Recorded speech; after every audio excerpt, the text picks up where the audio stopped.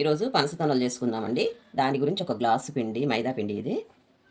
చిటికెడు ఉప్పు. స్వీట్ కదా, అందుకే ఒక చిటికెడంతా ఉప్పు, ఎక్కువ వేయద్దు. కొద్దిగా నూనె విసికేసి ఒక 10 నిమిషాలు పక్కన పెట్టేస్తే నానుతుంది. ఇది బాగా నీళ్ళు పోసి కలుపుకుందాము. ఈ విధంగా పిసుకోవాలండి. ఒక 10 నిమిషాలు దీన్ని పక్కన పెట్టేస్తే పిండి నానుతుంది. తర్వాత చేసుకుందాం. పూరీలాగా చేసుకోవడం.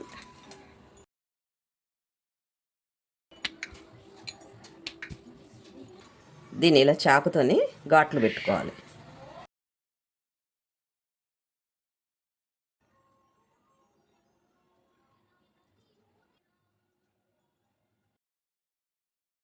ఈ విధంగా అండి. ఈ విధంగా అన్నీ చేసుకుందాము. చేసుకుని కాల్చేటప్పుడు చూపిస్తాను.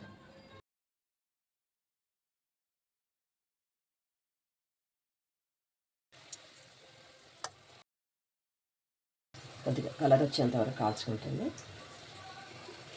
కరకరలాడుకుంటుంది. అంతేనండి. ఇలాగ వచ్చిన తర్వాత తీసేసేయాలి. ఈ విధంగా కాల్చుకున్నాం కదండి. వీటిని పక్కకు పెట్టుకొని అదే గ్లాస్తోని ఒక గ్లాస్ షుగరు నీళ్ళు పోసుకుందాము. షుగర్ వేసి నీళ్ళు పోసి పెట్టానండి. కొంచెం ఇది తీగ పాకం వస్తే చాలు, అందులో వేసి తీసేసేయడమే. ఇదిగోండి, తీగ పాకం వచ్చేసింది. ఇదిగో ఇప్పుడు యాలకుల పొడి వేసేసి ఒక్కొక్కటి ఇలా వేసి పాకంలో తీయడమే అండి.